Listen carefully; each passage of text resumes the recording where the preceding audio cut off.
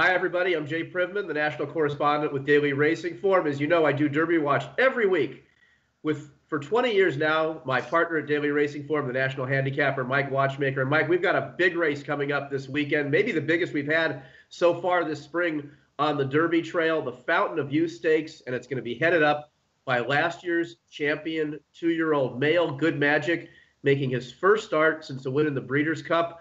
What are your hopes and expectations for Good Magic?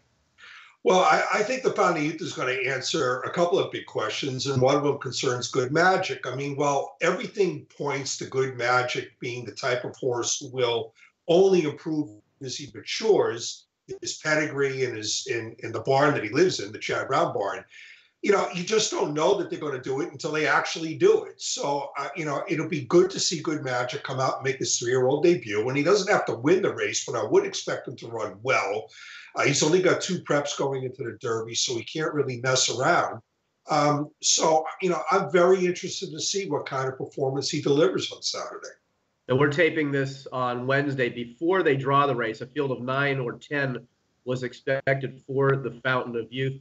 Mike, are there any concerns you have about the configuration of this race? A 1 1/8 track at Gulfstream, so there'll be a short run from the finish line to the first turn, and they finish up at the earlier finish line because it's a 1 1/16 race. Well, it's not as bad as a 1 1/8 race as at Gulfstream. There is at least a longer run to the first turn, but if there are 9 or 10 horses and Good Magic draws post 9. He's not the kind of horse that has the speed to clear the field, and he's not a drop back, get over to the inside kind of closer. I mean, he's the kind of horse that stalks from relatively close range, and those kind of horses, depending on the composition of the field, are at risk of getting caught 3, 4, 5 wide on that first turn at Gulfstream Park, and that could be trouble. He could run third in this race and run very well, depending on the kind of trick that he gets. I just want to see him take a step forward from his 2-year-old form, which, of course, was good enough to make him a champion.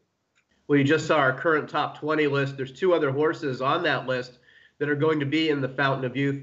Starting, Mike, with Free Drop Billy, who was a distant second last time out in the Holy Bull Stakes. I liked his race from this standpoint. He was more of a drop-back one-run horse at 2, and I liked that he was a little bit more into the race last time. He still was well beaten, but he at least had a little more tactical speed, which I think can serve him well down the line. What do you think of Free Drop Billy making his second start as a 3-year-old?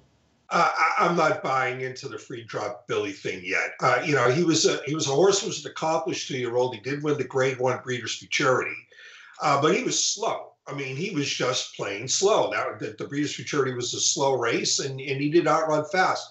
I guess a positive thing is that he did take something of a step forward buyer figure-wise when he finished second in the Holy Bull. But then again, somebody had to finish second in the Holy Bull. I just don't think anyone except for Audible really ran in that race.